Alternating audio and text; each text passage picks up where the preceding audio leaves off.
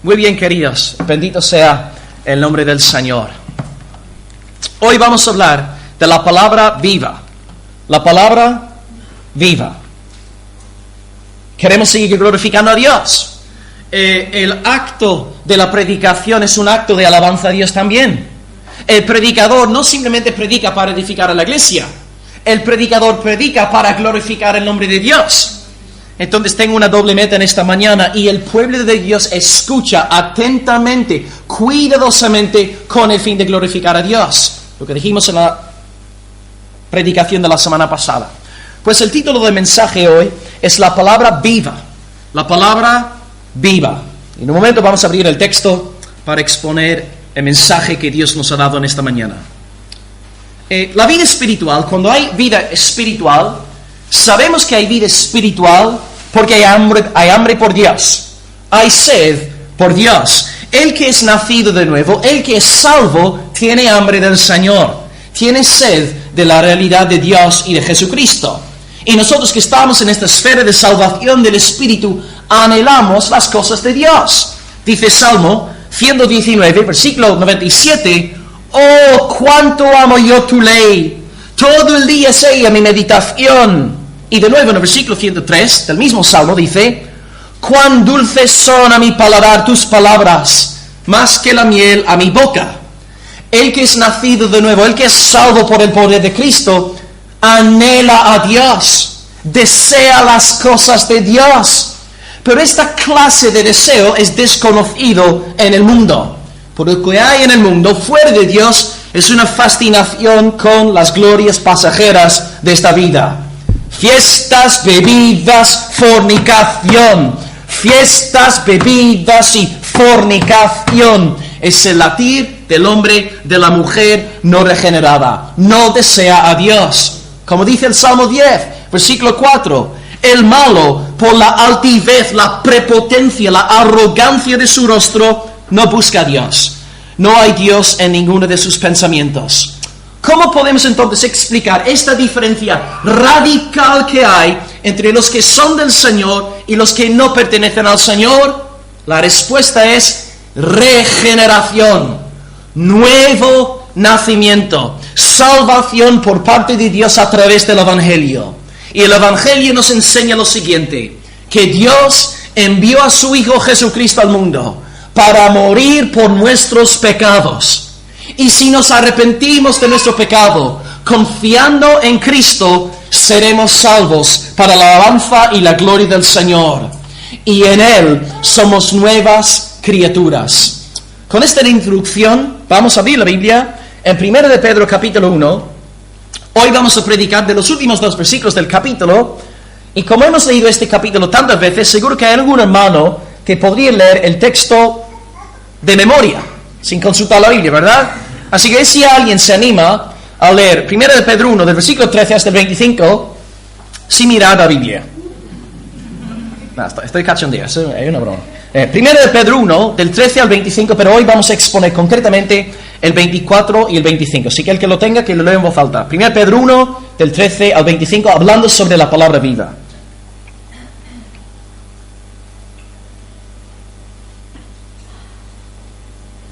Por tanto, tenid el lomo de vuestro entendimiento.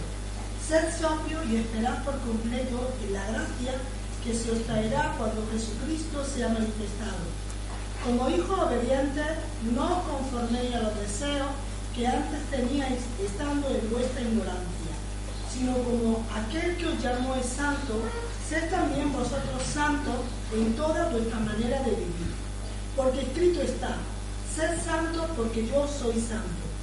Y si invocáis por Padre a aquel que sin acepción de persona juzga según la obra de cada uno, conducíos con temor todo el tiempo de vuestra peregrinación, sabiendo que fuisteis rescatados de vuestra vana manera de vivir, la cual recibisteis de vuestros padres, no con cosas corruptibles como oro o plata, sino con la sangre preciosa de Cristo, como de un cordero sin mancha y sin contaminación, ya destinado desde antes de la fundación del mundo, pero manifestado en los postreros tiempos por amor de vosotros, mediante el cual creéis en Dios, quien le resucitó de los muertos y le ha dado gloria para que vuestra esperanza sean en Dios, habiendo purificado vuestras almas por la obediencia a la verdad, mediante el Espíritu para el amor fraternal no fingido.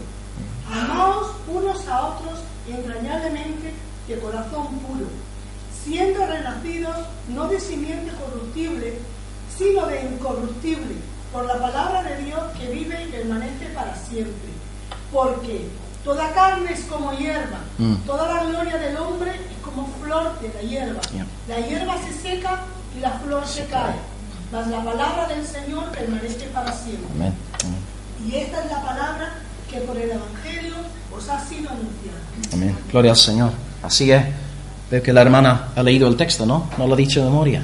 Está bien, se lo perdonamos. Gloria a Dios. Un breve resumen de lo que estamos diciendo en estas semanas antes de exponer el texto. Pedro arranca la carta predicando el Evangelio.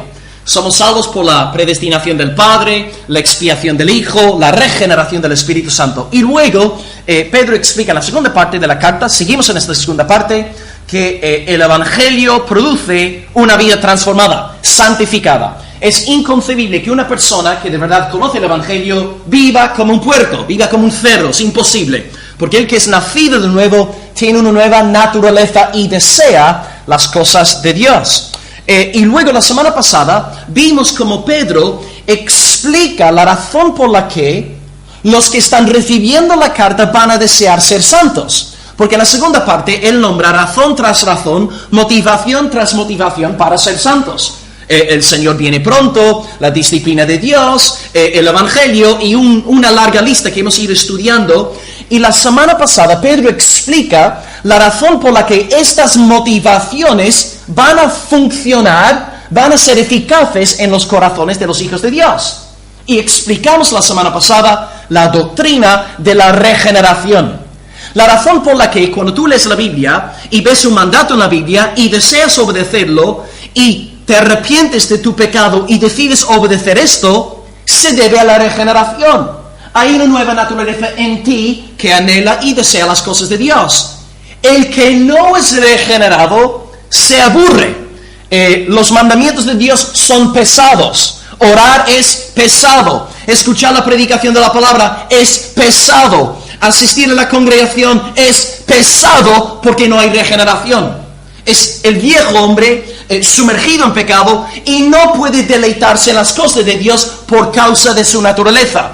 Es lo más normal del mundo, entonces, que un incrédulo no disfrute de la oración, de la predicación de la palabra o de la congregación. Es normal, porque todo es cuestión de naturaleza. Entonces, la semana pasada explicamos que nosotros que amamos la palabra y disfrutamos de la palabra, disfrutamos y amamos la palabra gracias a esta nueva naturaleza que tenemos. Y hablamos del ejemplo, ¿no?, del tigre y del gusano. Tenemos dos naturalezas distintas. Por un lado, una simiente incorruptible que es de Dios, del Espíritu Santo, y luego la naturaleza adámica. Y ahora, en este mensaje de hoy, Pedro va a seguir hablando sobre lo que tocamos la semana pasada, la doctrina de la regeneración, y explica sobre esta grandiosa obra de Dios. Entonces hoy, con este texto en mente, del 24 al 25, vamos a dividirlo en los siguientes 3 puntos. Primer punto en esta mañana, vamos a hablar sobre la hierba seca. La hierba seca. Primer punto, la hierba se seca. En segundo lugar, la flor se cae. La hierba representa la naturaleza del pecador, la flor representa las obras de los pecadores. Y en tercer lugar, la palabra poderosa, la palabra viva.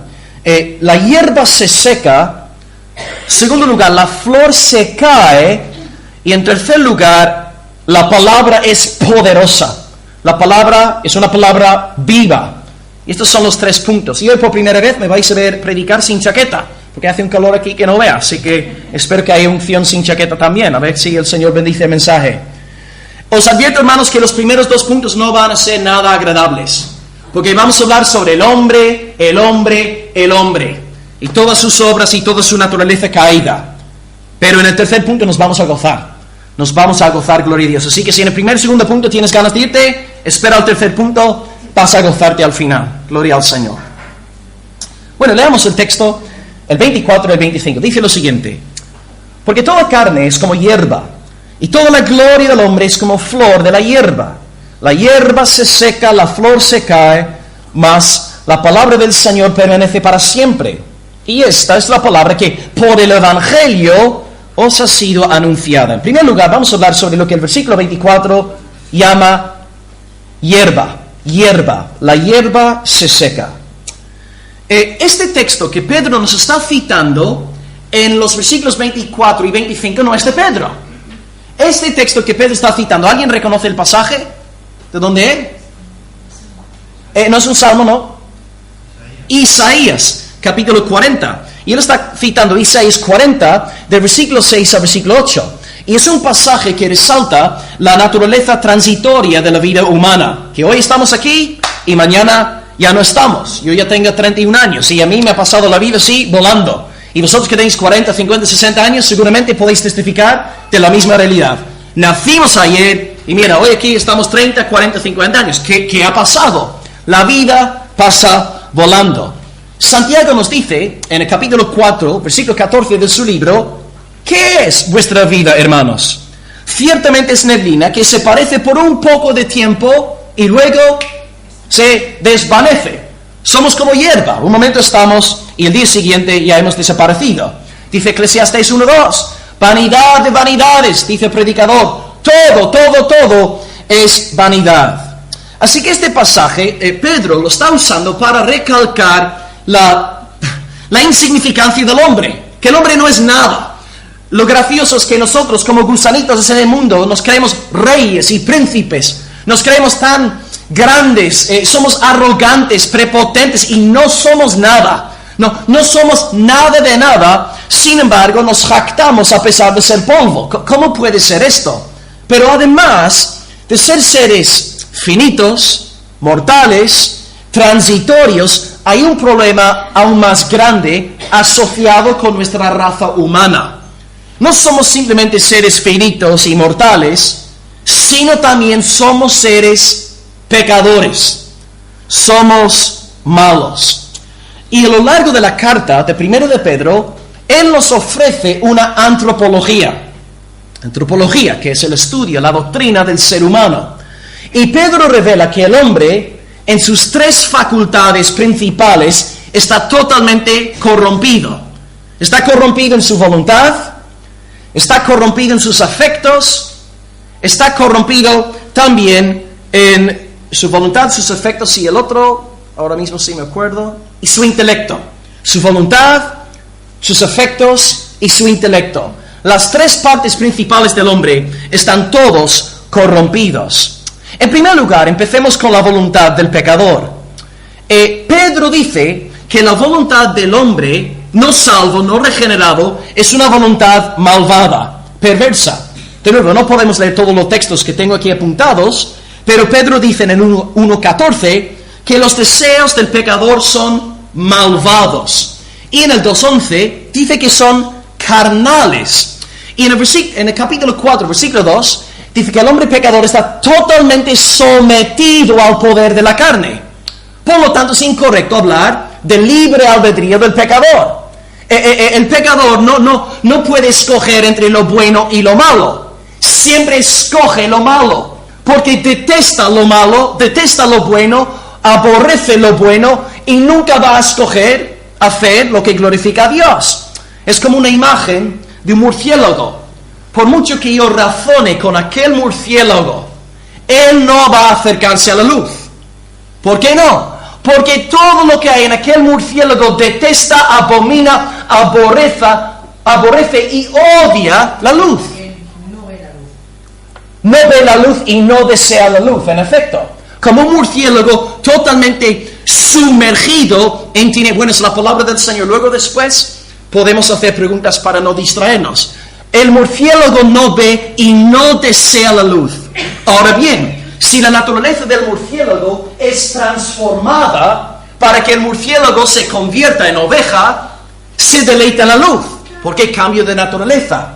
Pero entonces, el pecador escoge lo malo porque desea lo malo. Y por eso Martín Lutero, la obra más famosa de él, publicada, en 1525, en la Reforma Protestante, fue la esclavitud de la voluntad. El hombre pecador disfruta del pecado y detesta lo bueno. Es un mito creer que tú y yo deseamos lo bueno fuera de Cristo. Entonces Pedro nos dice que la voluntad del pecador está esclavizada por el pecado. Y en segundo lugar, los afectos también, emociones. Por ejemplo, de nuevo, estoy citando varios textos a la vez.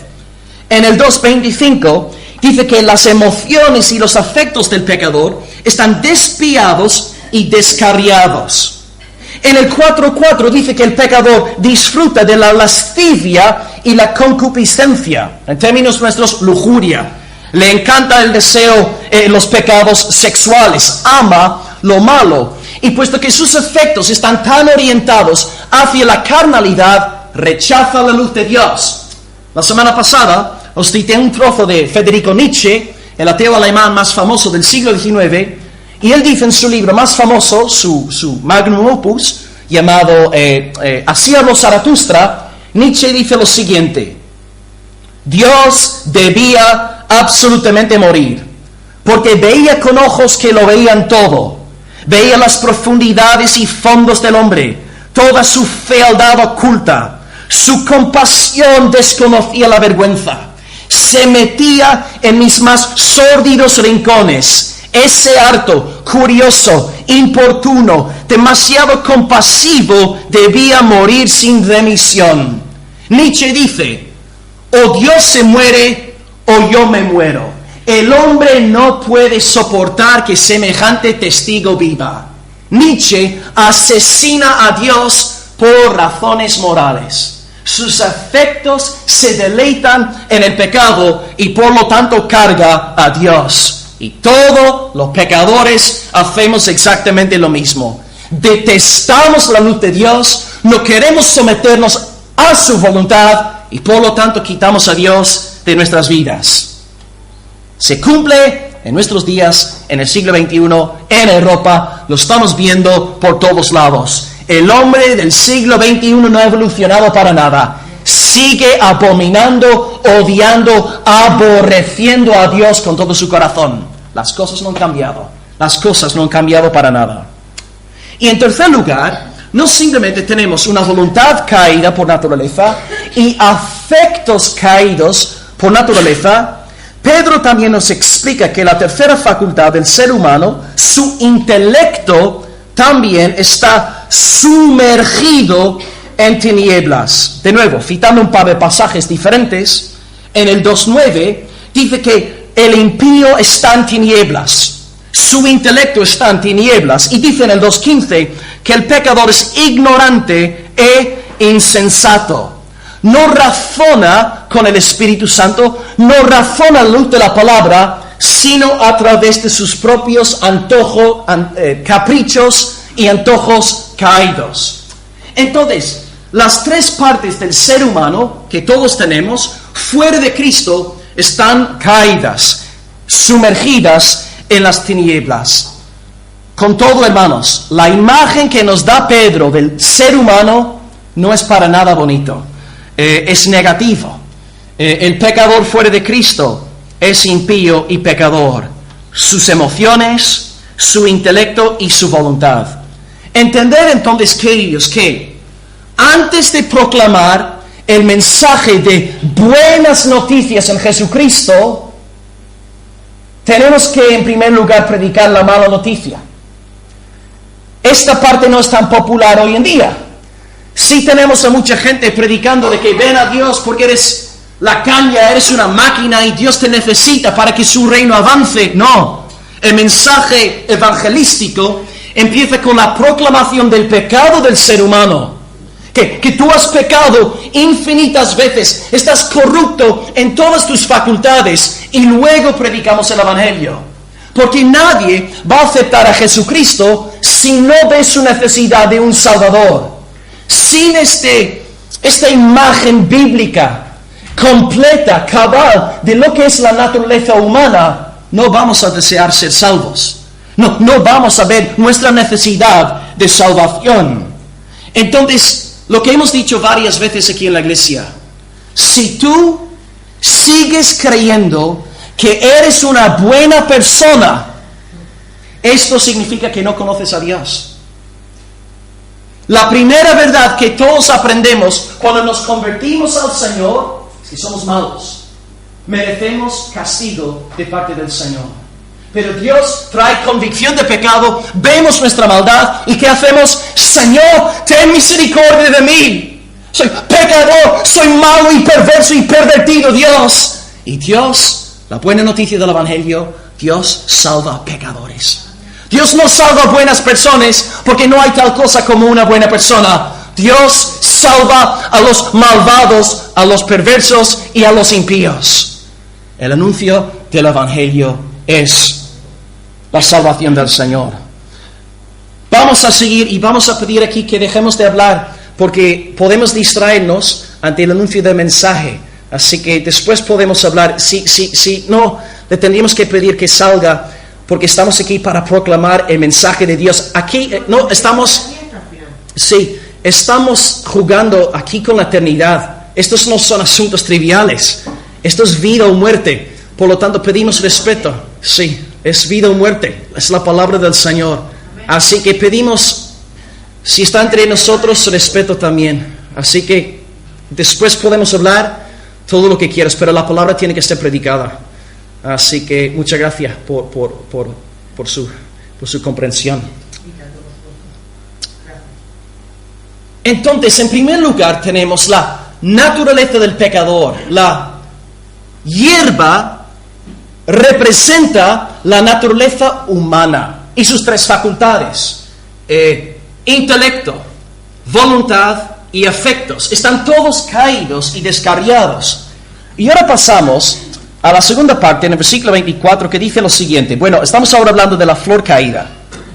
Si alguien quisiera leer en voz alta el versículo 24, 1 Pedro 1, versículo 24. Porque toda carne es como hierba, y toda la gloria del hombre como flor de la hierba. La hierba se seca y la flor se cae. Excelente. Pedro, además de ser un teólogo, es un pastor y emplea imágenes sacadas de la vida común y corriente para enseñar a la gente. De nuevo, Pedro podía que montar un gran sistema metafísico, filosófico, abstracto, con el fin de dar la impresión de que es una máquina intelectual. Pero Pedro no quiere hacer esto. Él emplea imágenes comunes y corrientes para que el pueblo entienda lo que está predicando. Aquí, hierba y flor. ¿Quién aquí no sabe de qué se trata hierba y de una flor? Jesús nos enseña sobre ovejas, sobre buenos pastores. Entonces, el mensaje de la Biblia, además de ser profundo a nivel académico e intelectual, también tiene una implicación muy práctica, aplicación para el pueblo del Señor. Y aquí dice, en segundo lugar, que tenemos una flor que se cae. Bien, la imagen. Tenemos una hierba y luego tenemos una flor. La flor florece gracias a la hierba. ¿Qué es lo que Pedro quiere enseñarnos hablando sobre la naturaleza del pecador? La hierba representa nuestra naturaleza caída. La flor representa todas las obras que hacemos en base a nuestra naturaleza. La flor es la consecuencia inevitable de lo que somos. De nuevo, repetimos la lección. No, hacemos cosas malas porque tenemos una raíz mala. Y por eso necesitamos nuevo nacimiento, regeneración, una conversión de corazón. Y aquí de nuevo, tengo una lista aquí larga. Si alguien después quiere pedirme la lista, os lo puedo pasar por email o por WhatsApp o por Facebook. Una larga lista de todas las obras que Pedro usa para explicar qué caracteriza al pecador. De nuevo, tengo aquí creo que una lista de 14 o 15 cosas, así que si no conseguís apuntarlo todo, no pasa nada. Primer lugar, el pecador, según Pedro, tiene una vana manera de vivir, en el 1:18. Anda en malicia, engaño, hipocresía e envidia, según el 2:1. Tropieza ante el evangelio, según el 2:8. Es desobediente, en el 2:8, 3:20 y 4:17. Murmura y critica al pueblo de Dios e incluso llega a perseguirlos, según el 2:12, 3:16 y 4:4. Hace lo malo, según el 2:16 y 3:12. Maldice injustamente, según el 2:16. Es ostentoso, según el 3:3. Devuelve mal por mal, según el 3:9. Blasfema, 4:14. Engaña, 3:10 al 11. Se entrega a la borrachera, orgías sexuales, libertinaje e idolatría, en el 4:3. Anda en desorden y desenfreno, 4:4. Es homicida, ladrón, malhechor, se entremete en lo ajeno, 4:15. Madre mía, qué cantidad de cosas. Y nos seguimos creyendo buenos.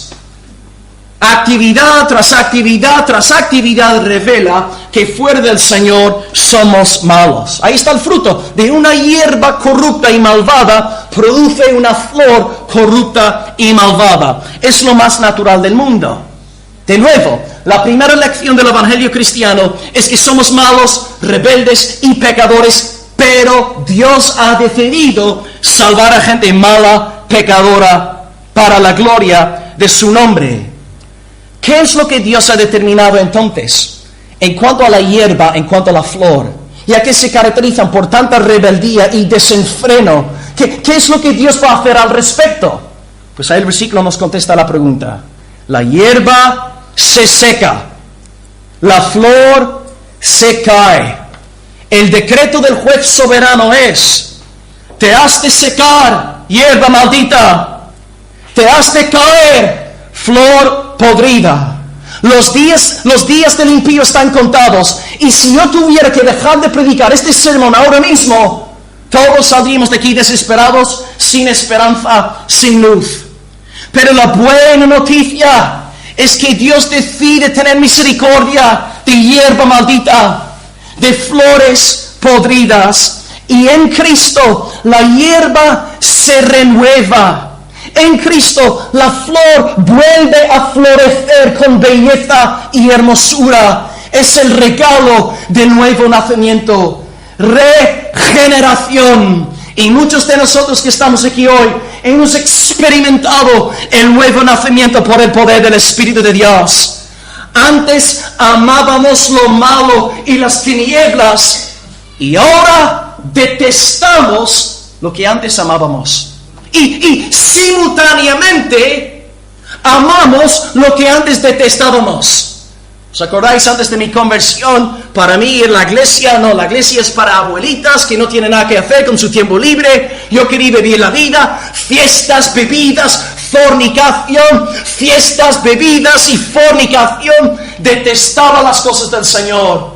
Pero una vez regenerado por el Espíritu de Dios, las cosas del Señor se convierten en vida, en poder, en gozo, en alegría.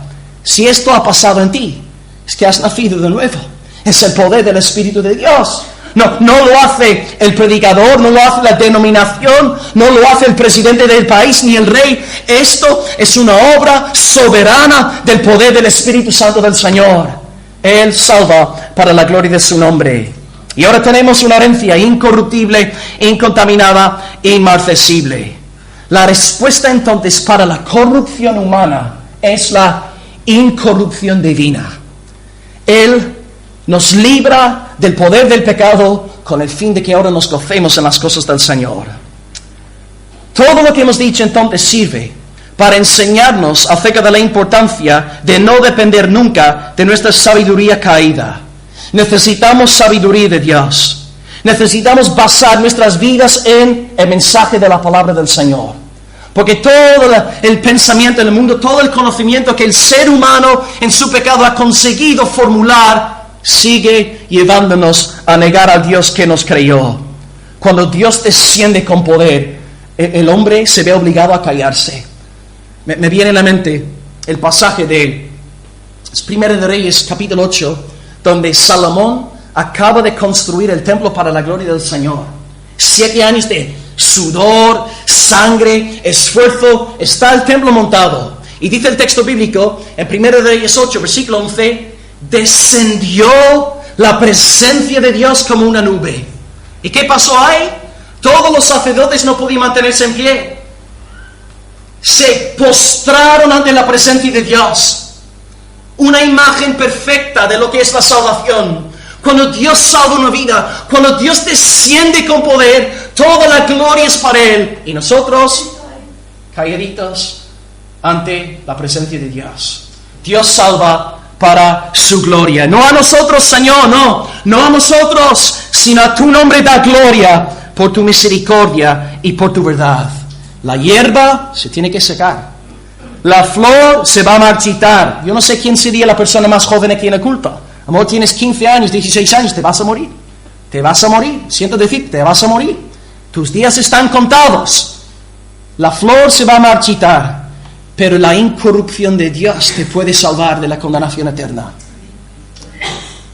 Hermanos, estos primeros dos puntos no son nada agradables para el hombre natural. Y nosotros que somos salvos tampoco nos agrada. Pero aquí no podemos predicar conforme a nuestra sabiduría. No podemos limitarnos simplemente a predicar mensajes bonitos para animar a la gente. Cuando la Biblia dice cosas fuertes y feas, por así decirlo, también tenemos que enseñarlas, estudiarlas y aceptarlas, porque es el consejo de Dios. La hierba se secará, la flor se va a marchitar, sí o sí. Pero ahora llegamos al tercer punto. Y esto va a ser un bálsamo para nuestras almas, porque hasta ahora ha sido un latigazo, ¿no?, de parte de la palabra del Señor. La hierba se secará, la flor se va a marchitar, pero en tercer lugar tenemos una buena noticia. La palabra poderosa de Dios. Vamos a leer versículos 24 y 25. Si alguien quisiera leerlos. Porque toda carne es como hierba, y toda la gloria del hombre como flor de la hierba. La hierba se seca y la flor se cae, mas la palabra del Señor permanece para siempre. Y esta es la palabra que por el Evangelio os ha sido anunciada. Amén. El ser humano es finito, mortal, sus días están contados. Aunque tenga 16 años, se va a morir, sí o sí. Aunque tenga 31 años, se va a morir, sus días están contados. Además de ser finito, es pecador. Pecador en los tres ámbitos: intelecto, pecador; voluntad, pecador; afectos, pecador. Y por lo tanto, lo que produce es pecado. La hierba está corrupta, por lo tanto la flor también lo está. Pero, sin embargo, no obstante, hay otro dato que tenemos que añadir en esta mañana. Pedro no acaba hablando sobre hierba ni sobre la flor. Pedro tiene algo más que añadir. Hasta este punto, de nuevo, estamos todos con miedo, temblando. ¿Cómo puede ser esto? ¿Qué esperanza hay para la raza humana? Pero hay una pequeñita palabra a principios del versículo 25. Y dice, más. Oh, gloria a Dios por esta palabra chiquitita. Más. No lo usamos tanto hoy en día. Antiguamente significa pero. No obstante, sin embargo, más. La hierba se secará, la flor se va a marchitar, más hermanos de Asia Menor, tengo algo más que deciros.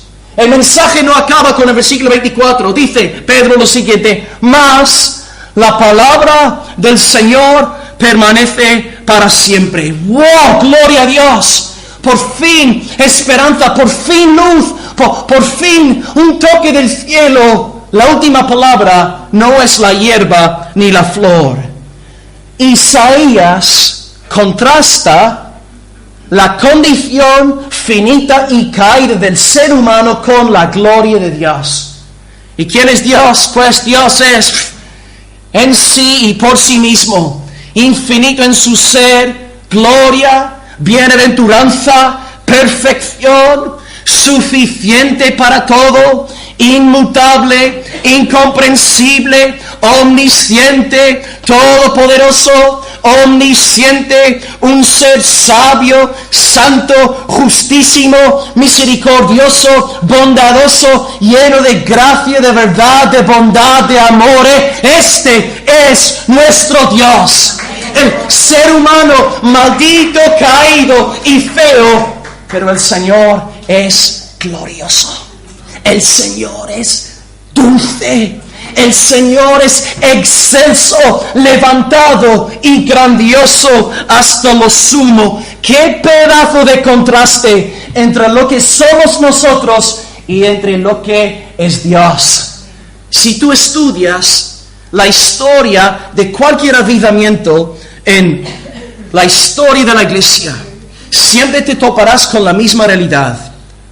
Mensajes centrados en la condición perdida del hombre y mensajes centrados en la gloria del Señor. Se desató una poderosa ola del Espíritu Santo en el siglo XVIII bajo Jonathan Edwards. A lo mejor algunos le conocéis aquí, no sé en España si es muy conocido, pero Jonathan Edwards llegó a experimentar 2 o 3 moveres del Espíritu Santo a lo largo de su ministerio. Y él decía: ningún mensaje ha sido tan bendecido en estos tiempos de avivamiento que los mensajes centrados en la pecaminosidad del ser humano y la soberanía de Dios revelada en la salvación del pecador.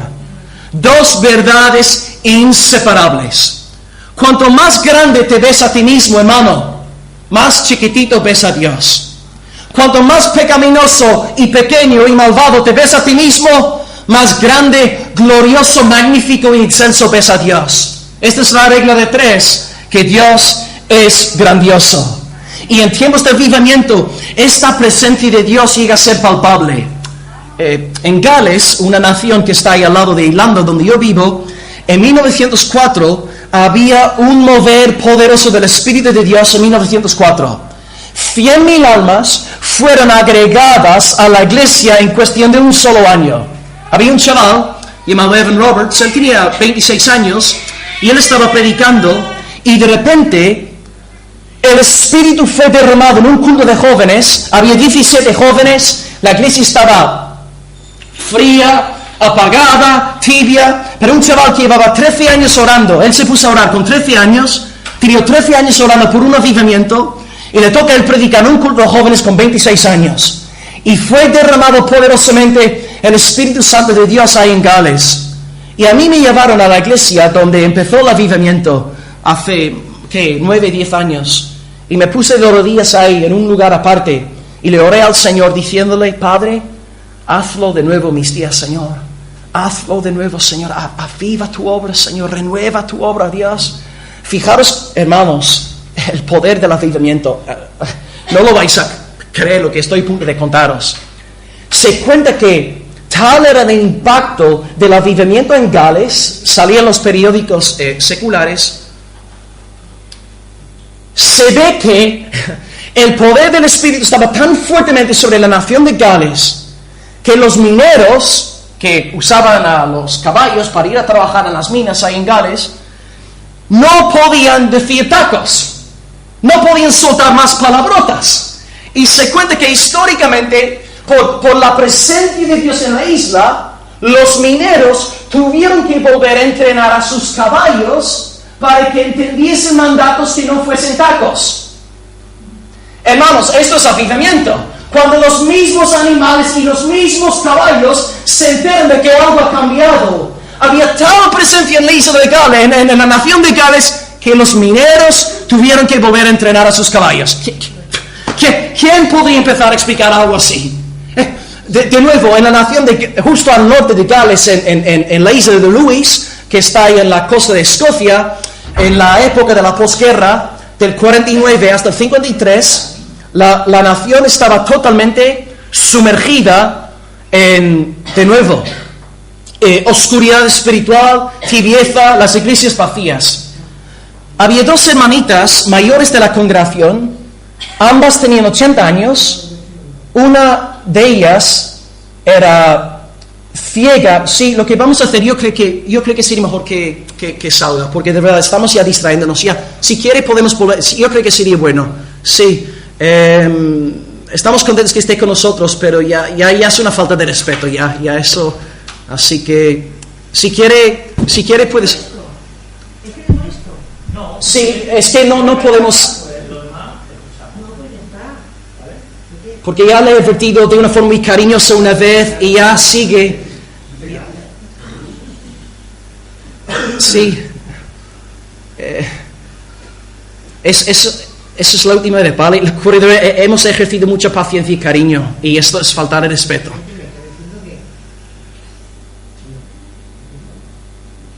Eso es. En la isla de Lewis, ahí al norte, dos abuelitas, una de las cuales era ciega, estaban desesperadas por el estado de su iglesia y se pusieron a orar. Y oraron por una visitación del Espíritu Santo en la isla de Lewis. Ellos vieron a un hombre que el Señor iba a enviar a la isla de Lewis para predicar, y él se llamaba Duncan Campbell. Ellos estaban orando por la palabra del Señor, y de repente Duncan Campbell llega a la isla de Lewis y predica, y dice que el poder del Espíritu estaba tan fuerte sobre la isla de Lewis que mientras estaban en un culto un sábado por la tarde, los chavales, los jóvenes estaban en una discoteca borrachos, haciendo la cosa que antes, hacíamos todos, ¿no? De jóvenes, cuando no conocíamos al Señor. Y de repente, mientras están en el culto predicando la palabra, desciende la presencia del Espíritu de Dios sobre la discoteca, y unos 20 jóvenes se levantan de la discoteca, van caminando en dirección a la iglesia, llamando a la puerta de la iglesia: ¿habrá misericordia para nosotros? ¿Habrá misericordia para nosotros? Hermanos, eso es avivamiento. Están en una discoteca, entregándose a la borrachera, a la fornicación, cae la presencia del Espíritu y van caminando en dirección a la iglesia. Hermanos, cuando es un avivamiento del poder del Espíritu, no tenemos que manipular absolutamente nada. Por eso, queridos hermanos, creemos en edificar una iglesia en base a la palabra del Señor.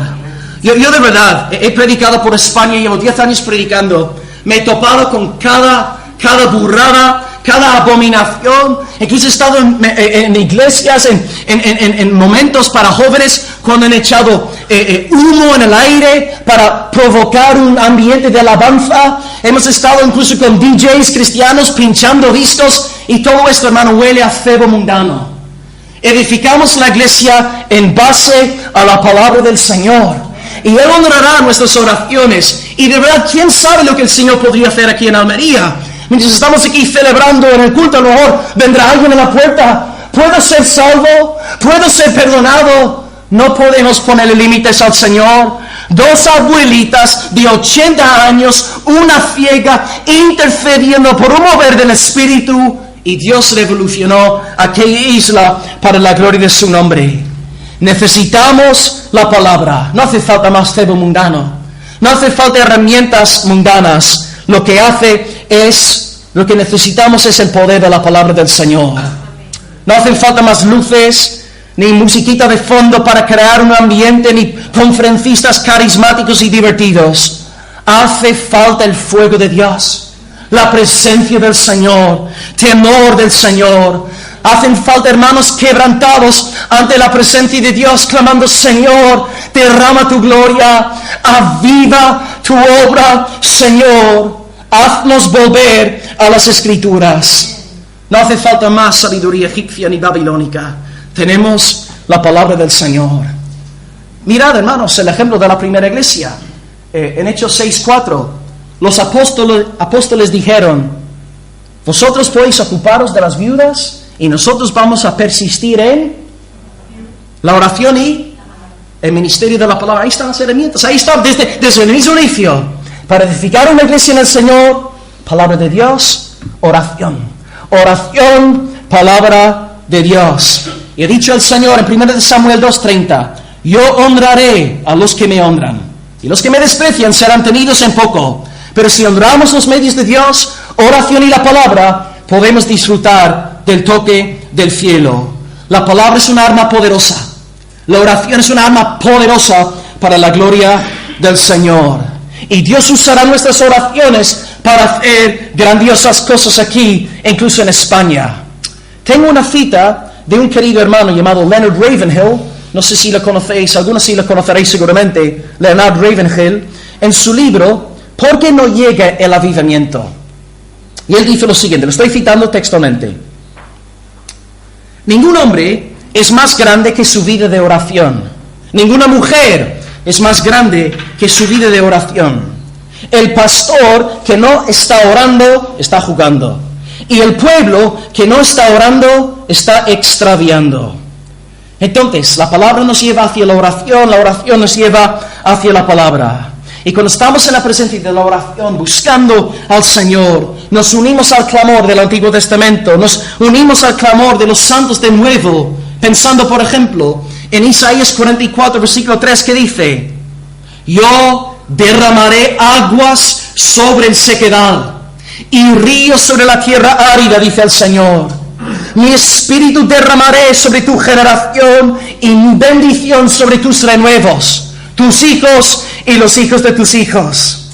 Está escrito en 2 de Crónicas 7:14: si se humillare mi pueblo, sobre el cual mi nombre es invocado, y oraren, y buscaren mi rostro, y se convirtieren de sus malos caminos, entonces yo oiré desde los cielos, perdonaré sus pecados, y sanaré su tierra. Amén. Nos unimos al clamor del profeta Habacuc. Oh Señor, aviva tu obra en medio de los tiempos. En medio de los tiempos, hazla conocer. Oremos por avivamiento. Oremos por un mover del Espíritu Santo del Señor. Oremos por la extensión del reino de Dios. Oremos que se muestre glorioso en nuestra generación. El Señor va a prevalecer sí o sí.